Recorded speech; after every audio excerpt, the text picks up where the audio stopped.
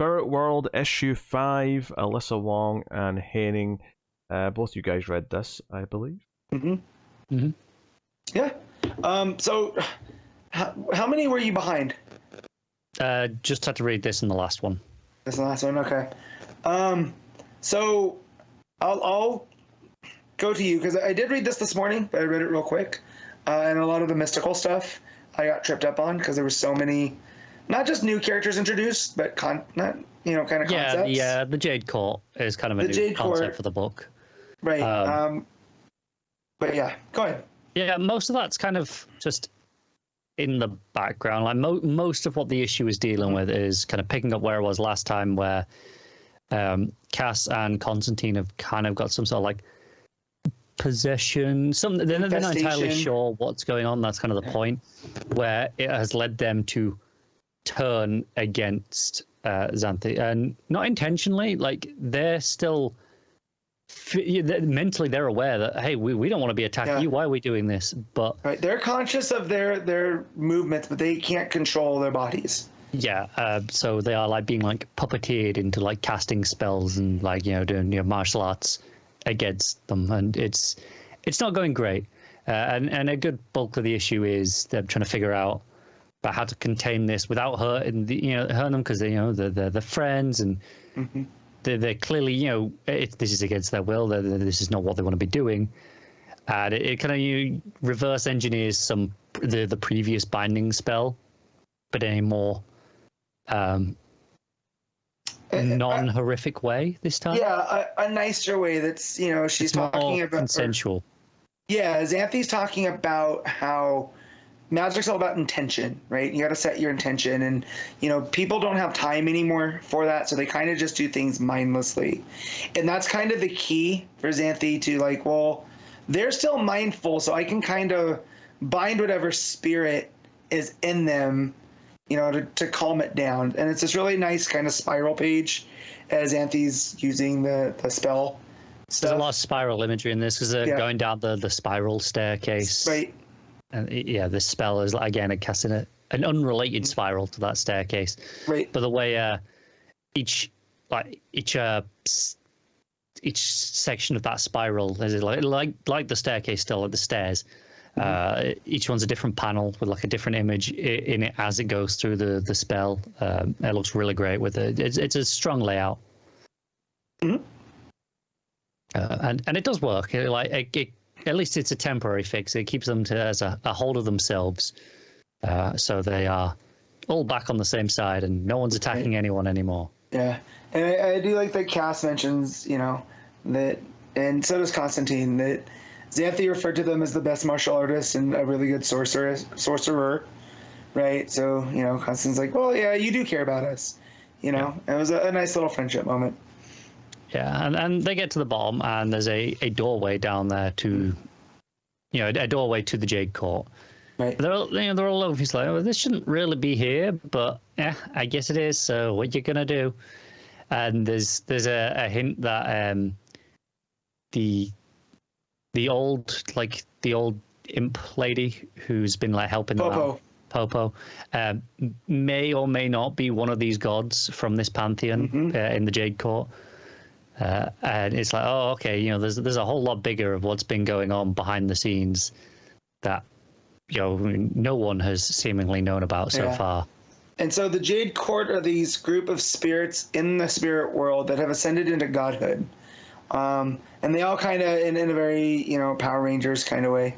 Each of them has a different color to their name and kind of like a specialty too. Yeah.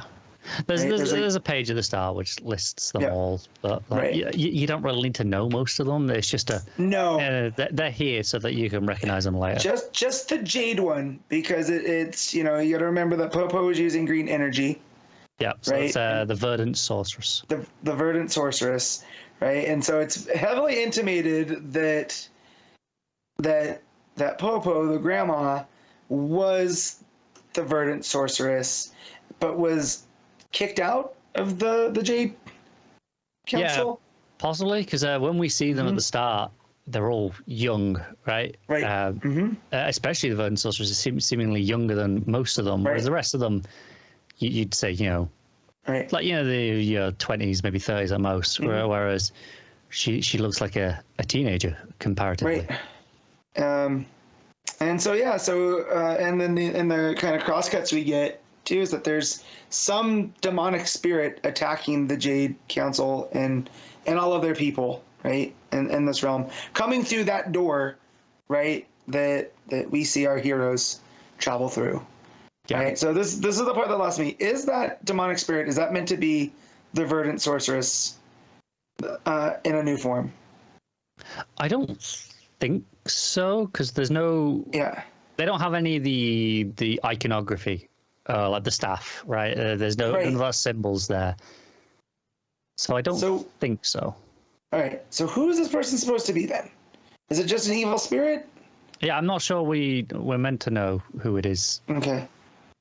Because at the end there, they go to fight. They're fighting the gilded warrior dude who just wants to fight people because it's been a while, which I get. But the main person on the council says you're full of surprises, Popo, right? And it says, and they are the ones that are going to help open that door, right? So like, that's where I got lost in this. Is like it's making it feel like the verdant sorceress is seemingly up to something to bring down the council, right? So is it something to do with this demonic spirit, or what? And, that's the only thing. It's kind of unclear. Yeah, I think it's part of the plan. The demonic spirit. They give a name, but they say Wan Yujing. Right. But I don't recognize that name from anywhere earlier in the book. So I think it's just more something giving us a name to call them going forward. Gotcha. They do say that she brought them all here, and that they're the ones that are going to help open the door. Right as we've seen, our main trio, doing some magic to try and open the door. Right. So there is definitely a strong implication that one has to do with the other. Yeah, at least behind it. Whether or not she is Popo, I'm not entirely sure. It could be. They could definitely go that route. Well, I just remember, in earlier issues, the grandma telling Xanthi, the J Council, you can't deal with them. They're all bad, right? Yeah. So it feels like there's some.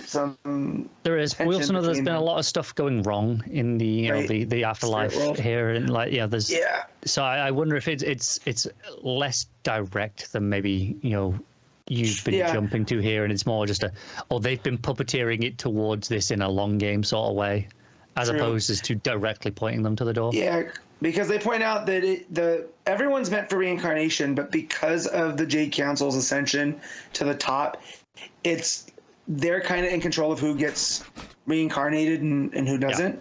So when they get to the bottom of that spiral staircase, there's these spirits that have been there for way too long, and they're barely being able to keep form. Kind of reminded me of Coco, right? The Pixar movie. That once people on the other side forget who you are, you cease to be.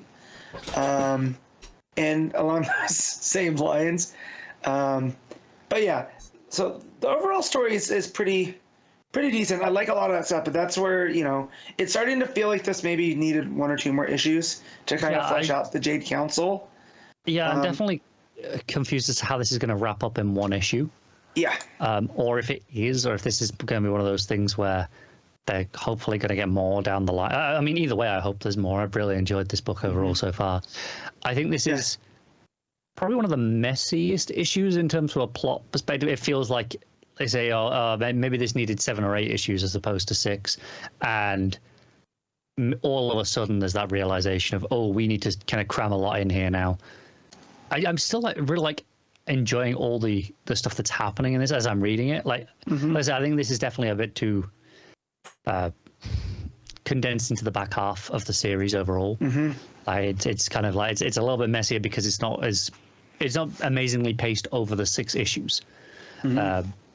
But I am also still really quite enjoying it mostly, and art's been great. Characterization of all the characters is really fun, and I'm enjoying.